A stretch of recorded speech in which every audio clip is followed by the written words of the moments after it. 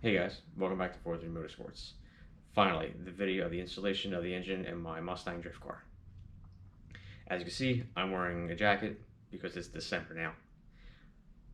I filmed all the other pieces of this video back probably in August and September when it's still warm out, so there's a huge difference now in the weather. I first started working on this car last summer, which would be 2017, or no, 2018, sorry. Pulled the motor out, took pictures, didn't really film anything. Finally got a GoPro at the end of last year that was given to me. It was probably one of the original heroes. I used it to film some stuff in the beginning of the year when I was doing my K-member swap, which I used to put it at UPR, Chrome Moly K-member. And I started to use it for me putting the engine together, but I didn't realize the battery was bad. So I was only getting a couple minutes of filming, and the SD card was too small, so it didn't hold a lot of video.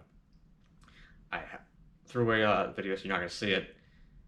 And then when I finally got a new battery, bigger cards, a lot of the video you just can't hear. It's inaudible because I left the camera in the protective case, the sealed one, so you can't even hear what I'm saying. I can turn it up when I edit it, but the thing is I don't want you to have to turn the sound all the way up just to hear what I'm saying, and then goes to the next scene where there's music or me talking with the newer GoPro, which I'm using now, my Hero 8, and it just blows the speakers out. So I just threw that video away. I'm gonna explain to you after you see the video what else I did with the car. All right. So first off, I'm gonna start with the pictures of last year, and then into the video of me building the car.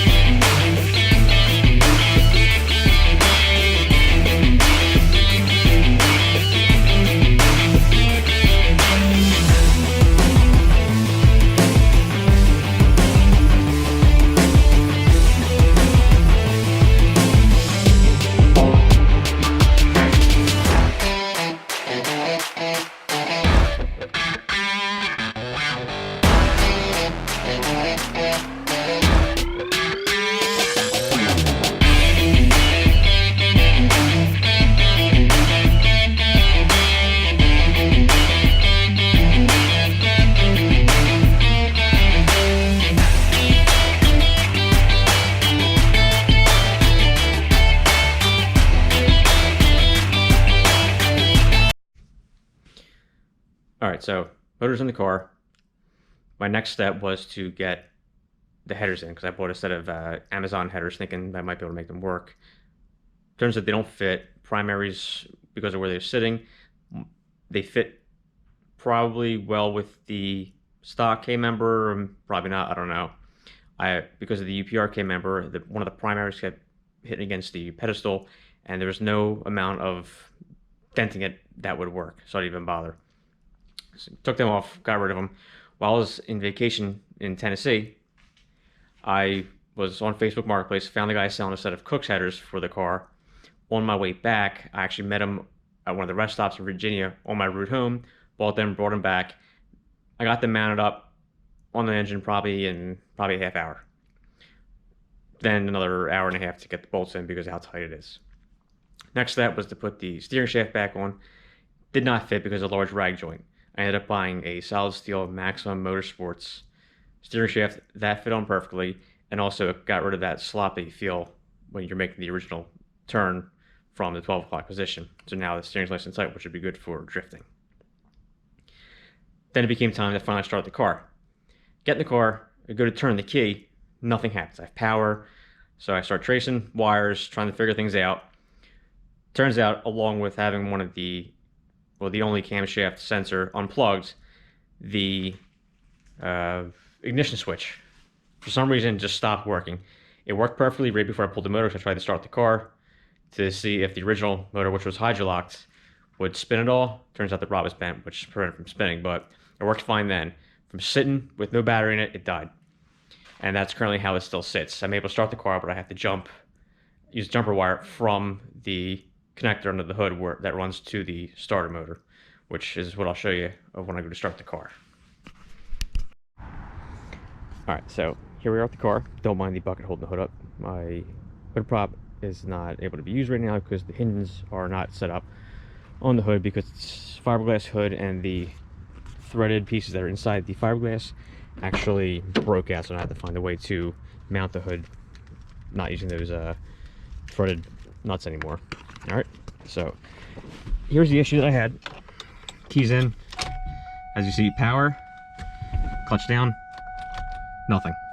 Alright, so the only way to start the car, leave the key in,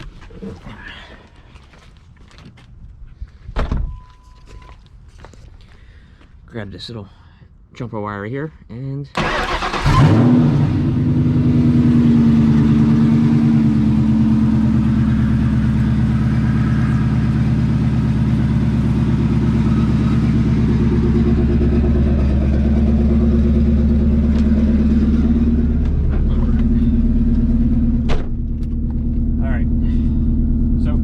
now. It runs pretty good. When I first got it running, I had nothing but problems with it. It was throwing this a rich code on the bank 1. I couldn't figure it out. I tried different O2 sensors, kept running the car. I thought maybe it just needed to be cleared out, just new motor, whatever. Yeah, I tried everything different. For some reason, I had 50 psi of fuel pressure at idle, which is way too much for this car. Normally it should be around, I think, in between 38 and 42. And I think that was because I had a leaking injector, so maybe the computer was trying to compensate for the constant loss of pressure. I ended up swapping injectors to the ones that I got with the original, motor out of the Crown Vic. I put them in, problem went away. I let the car idle, I've driven around the neighborhood, nothing pops back up. So now it's just time for me to change out the exhaust, because I have a Pipes X-pipe on here that's, let me turn the car off. I have a Pipes X-pipe in the car that doesn't fit.